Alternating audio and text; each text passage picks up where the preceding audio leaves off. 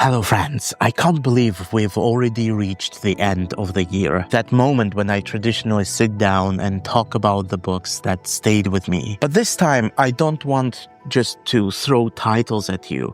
Every book I'm about to mention in this video is one I genuinely wish I'd read earlier in life. Each one of them carries an idea that feels strong enough to stay with me for the rest of my life. So instead of best books of 2025 list, think of this as a small tour through a handful of ideas. We'll start with how ideology can quietly take your mind hostage. We'll move to Aristotle's blueprint for building a character.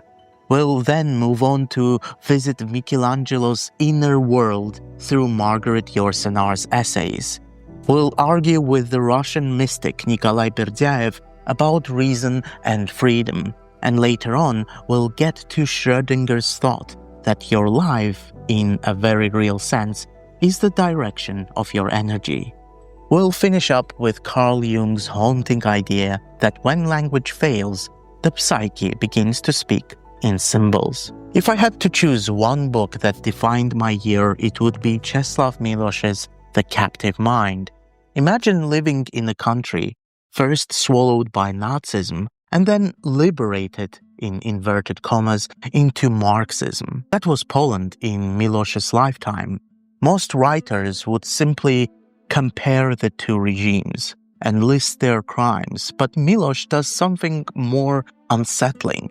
He asks, what does ideology actually do to a human mind? He shows how ideology strips away your identity, offers you a ready-made meaning, and slowly installs borrowed values until you no longer know where you end and where the ideology begins. It doesn't matter whether the label is Marxism, Nazism, or some modernism dressed up in new colors. The pattern is always the same.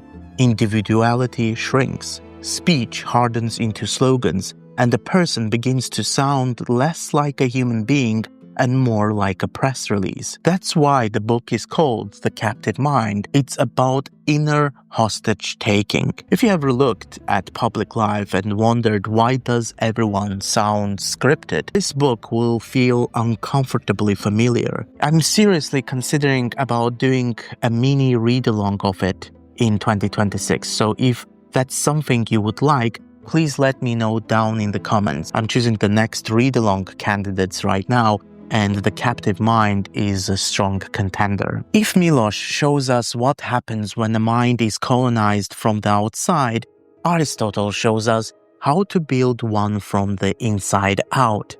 I first read Nicomachean Ethics at the age of 19, and I have to say I mostly bounced off it. When you are busy living life at the age of 19, you don't think you need an instruction manual on how to live well. But coming back to it at the age of 35, it felt like a necessary book to have in order to know how to build your own character. Aristotle's gift is his ruthless clarity. He treats your character like a Lego castle. In front of you are the pieces you genuinely need. Your talents, your experiences, your habits, and then thousands of random bricks you've picked up from fashion, fears that you have, and social media and other people's opinions. Aristotle doesn't give you a finished castle. He helps you to clear the table. He brushes aside the pieces that don't belong and leaves you with the essentials: purpose, virtue, habit, and the mean between the destructive extremes. He knows each of us will build a different inner citadel, so he doesn't dictate the design. Instead, he gives you rules of construction for building a solid, coherent fortress of your own character. If Aristotle gives us the architecture of the inner life, Marguerite Yourcenar shows us what it looks like in a genius. Her collection, That Mighty Sculptor Time, contains a series of essays on Michelangelo. Those of you who know me already know about my obsession with her memoirs of Hadrian. Here she writes as if Michelangelo himself were speaking. Letters and reflections to lovers, friends, patrons, family, You don't get a dry biography, you get a mind in motion. Through these imagined letters, you see how he looks at people, at work, at suffering, at beauty, and slowly you realize the emotional material in these pages is the same marble out of which the Pietà and the David were carved. Schopenhauer once said that talent hits a target others can't reach, while genius hits a target others can't even see. Yourcenar shows you how Michelangelo saw those invisible targets. If you are someone who creates or wants to, this book is a quiet masterclass in how a great artist actually perceives the world before a single chisel touches stone. From Michelangelo's Italy, let's jump to something stranger. Nikolai Berdyaev's Philosophy of Freedom is one of the books that I really enjoyed reading, and I read it in Russian in the original, as you can see. And it is one of those books where you need to take a pause in order to absorb everything that is mentioned there. The idea that stayed with me is simple and for me quite revolutionary. He essentially says that reason is essential, but it's not enough. Since the Enlightenment, we've quietly absorbed the belief that logic and measurement are the only respectable ways of knowing. Berdyaev doesn't ask us to abandon reason. He simply refuses to let it rule alone. We don't only know the world through analysis, we know it through love, intuition, faith, art, music, grief, and joy.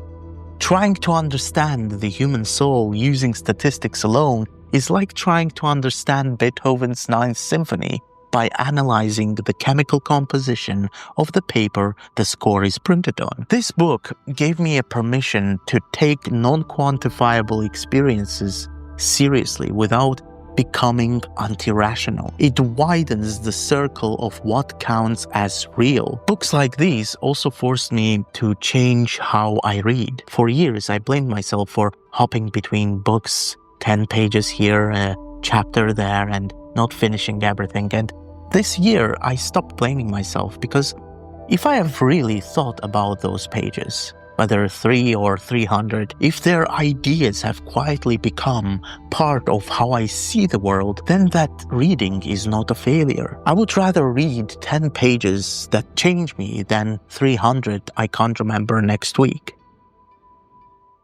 From Russian religious philosophy, let's go back in time to the Greeks. And Edith Hamilton's The Greek Way gave me one of the clearest and cleanest thoughts of this year, because she says, the Greeks thought deeply because they lived deeply. Edith Hamilton's Greeks are not cloistered intellectuals. They fight, govern, fall in love, grieve, grow old. And they think about what it all means. In her portrait of ancient Greek mind, thinking and living are not enemies.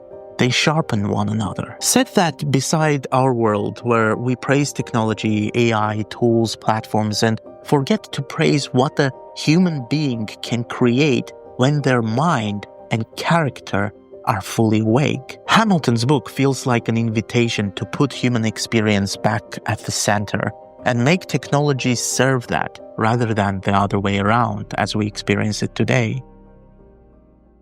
So from Athens, let's jump to a physicist. Erwin Schrödinger What Is Life is a small book from the world of physics, but it left me with a moral sentence, an idea. Essentially, Schrödinger says that your life is the direction of your energy. Schrödinger explains how living structures maintain order against chaos and how they channel energy in specific patterns. Translated this into everyday life, it becomes a very uncomfortable question. Where does my energy really go? In terms of what do you spend your hours on? What do you attend to? What emotional investments do you make? And if life is energy taking form, then my character isn't defined by what I claim to care about, but by what I repeatedly move towards or repeatedly pay attention to. It's a strange thing to have a physicist quietly hand you a spiritual mirror. From physics, we move to history and myth-busting. Nick Spencer's Magisteria is about the relationship between Christianity and science. But the real lesson I took from it is much broader. We should be suspicious of stories that sound too neat. We all know the simple version of the story. Brave science versus cruel church. And Galileo is the pinnacle and the prime example of being a pure victim of this confrontation. What Nick Spencer does, he goes back to the documents and shows us that the reality is more complicated, more human, and more interesting. He doesn't flip the myth to holy church versus evil science, but he adds nuance. And once you see that in this debate, you start noticing it everywhere, the same pattern elsewhere. Whenever a story gives you a perfect heroes and villains and lets you feel instantly virtuous with no effort, something important has probably been edited out. And of course, as I promised, we are going to finish on perhaps the most strange book from this pile, perhaps after Nikolai Berdyaev's Philosophy of Freedom. This is Carl Jung's Psychology and Alchemy. This is the book that quietly rearranges how you think about the inner life. The idea that stayed with me is this: when the conscious mind runs out of language, the psyche switches to symbols. Jung looks at alchemical images, metals, vessels, transformations, and sees them as mirrors of inner processes. Dreams, recurring images, odd fascinations, those strange motifs that follow us for years, these might not be random noise.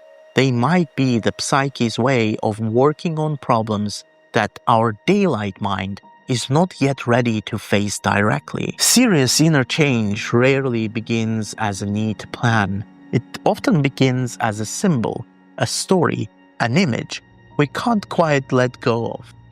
That was my very odd and very rich, I believe, reading year.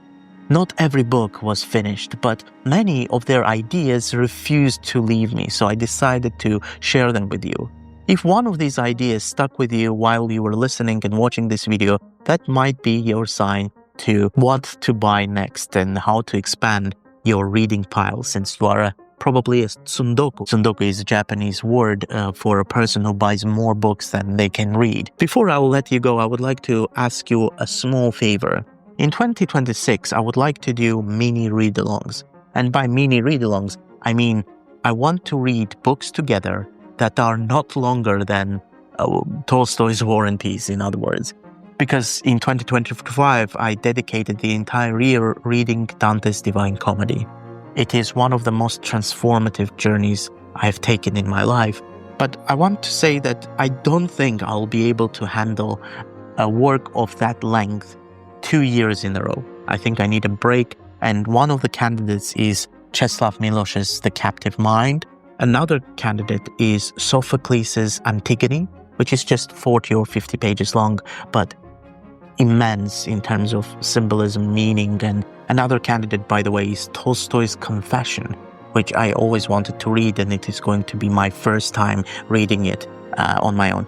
In any case, I just wanted to ask you, if you are curious about reading books together on my newsletter and on this channel, where we can discuss and explore the themes together and make the experience richer, please leave a comment down below. And also you can join my newsletter. Everything will be linked down below. Thank you for watching, and I'll see you in the next one.